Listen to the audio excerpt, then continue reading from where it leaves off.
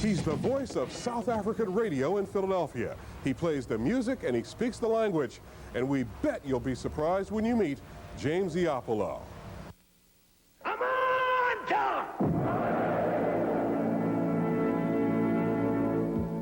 Good morning and welcome to Amandla, music of South Africa. James Eoppolo is the creator, producer, and host of Amandla. Right now we get the program underway with a great track from Mbongeni Ngema in praise of President Nelson Mandela and Ndlondlo Bashise, basically meaning that you've been burned, they've been burned in battle.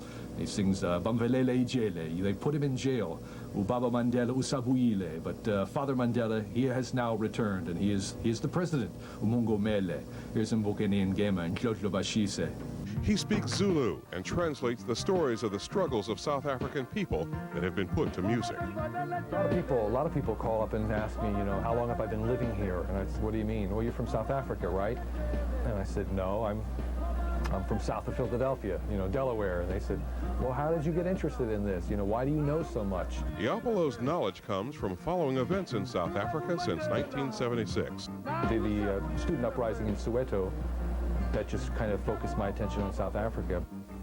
I don't know. I mean, the music captured my attention and imagination, and then when I learned what these people were singing and saying, I just thought that that this is amazing. I mean, this music should be heard. It's so moving. His love of the music has grown to a collection of over 1,000 releases on records, CDs, and cassettes. They dominate this room in his home in Newcastle, Delaware. Eoppolo says learning the Zulu language just seemed to follow naturally from his desire to understand the music. Some of the records that I have obtained over the years had translations, and there are so many indigenous languages, ethnic languages in South Africa. The primary one that I was latching onto was isiZulu, the language of the Zulu people, and I would see translations. And I also had gotten to know Godfrey by this time, even though the show still wasn't on the air.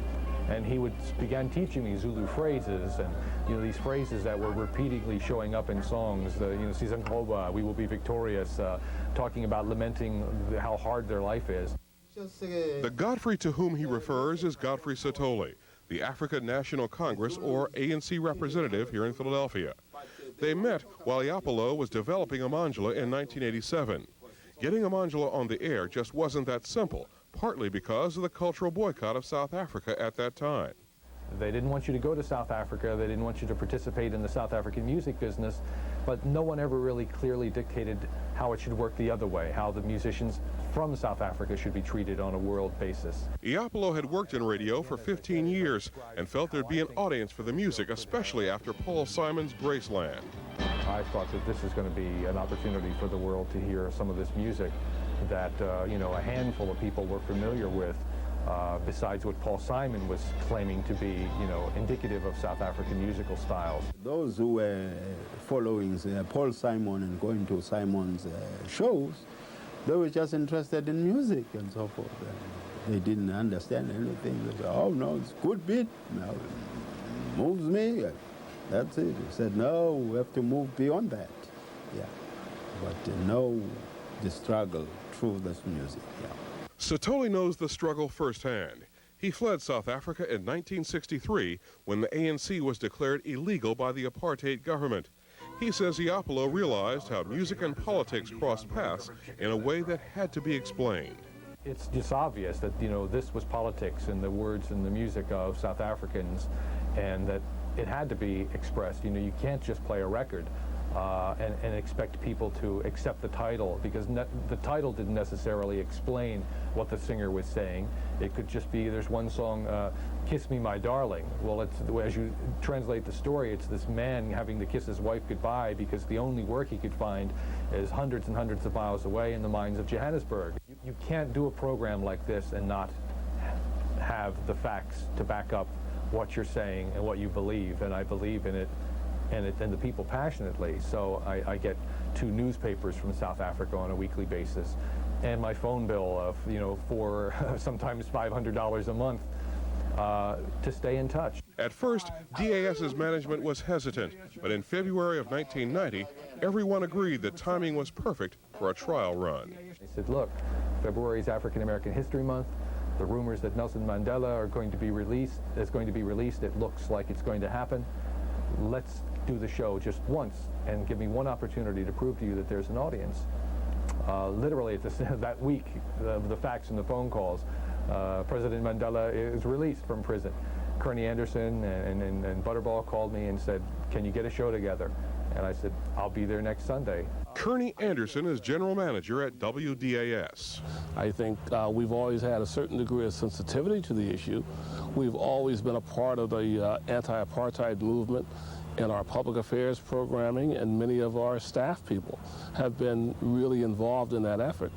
But to take it to the level of a program, to utilize music, etc., I have to say that James Eoppolo brought our sensitivity to a new awareness. News of Eoppolo's program spread to South Africa, and in 1991 he had a chance to go there. A longtime contact at the ANC was then working directly for Nelson Mandela. She arranged an unexpected meeting. And people asked me, "Did you get your picture taken with Madiba?" I said, "Well, no. How could I? It was just he and I." So that night at the rally, someone grabbed a camera and took a snapshot, which I treasure. And it wasn't until after I got back that I could look at the picture and realize that that really happened. Now in his 5th year, Eoppolo is still keeping his audience informed with live reports from Sipho Jacobs, a South African journalist and correspondent for the show. Hello, Sipho. Hi, James. Hey, Sabon. Sithole credits Eoppolo's program with being a unifying element for South Africans here in the Philadelphia area. Last year, he hosted a celebration of Nelson Mandela's election as president and began a tradition that continued this year. At our victory celebration for the elections last year, it was a tremendous crowd of probably about 600 people, and the cultural mix was just wonderful to see. Everyone getting along, God forbid. A room full of people dancing and singing and hugging one another over this celebration that was taking place in South Africa as well. They wanted an outlet. They wanted an outlet to express their joy. And the music, again, that's why I think culture plays such a vital role. The music gave them that outlet. Figile Numalo has been in the U.S. for 12 years. She's here celebrating the 2nd anniversary of South African democracy. James was very kind to sponsor celebration of South African victory, independence, in fact. This program has been so effectful and has been very good to the South Africans in this country. They've been bringing us the latest news in South Africa, which we wouldn't otherwise get from our home country or from the newspapers here. It's like we are getting the first-rate news information from South Africa. Zola Pinga has been here only 2 years. I was out of touch with the things at home, but now that I'm here, then I relate. I can have a sense of what happened at home. So it's helpful in that way. So it's been very helpful in that regard. So really, Eoppolo keeps his listeners in touch with the political climate in South Africa by bringing in guests like Godfrey Sithole. people are afraid to register because they don't know who is going to get hold of that information. So that's why the KwaZulu-Natal area has come out with the lowest. About 7% of people have registered in that area. Listeners also get an idea of what's needed in this fledgling democracy. Tell us about Friends of Samafco, what people, whether they're African American, white, or whatever, it's people who care about South Africa. What can we do now in this beginning of the 2nd year of democracy? Our group is right now raising some material support for 2 schools in a township in Soweto that I had visited. I created something with the help of Godfrey Sithole, with the help of Sipho Jacobs, with the help of friends in South Africa at record companies, in the ANC, in the cultural desk of the ANC, the musicians who have become friends. I kind of created something that sort of can't be stopped right now. And I think I owe it to the listeners to keep them informed as best I can. As always, to all of you, thanks for the calls about the music. And I can say to his face here, as he's sitting across from me, to my friends and teachers, Godfrey and his wife, Sibongile Sithole, Giti Genabonga Gakulu Baganabami. For Amandla, Music of South Africa, I'm James Eoppolo. You take care.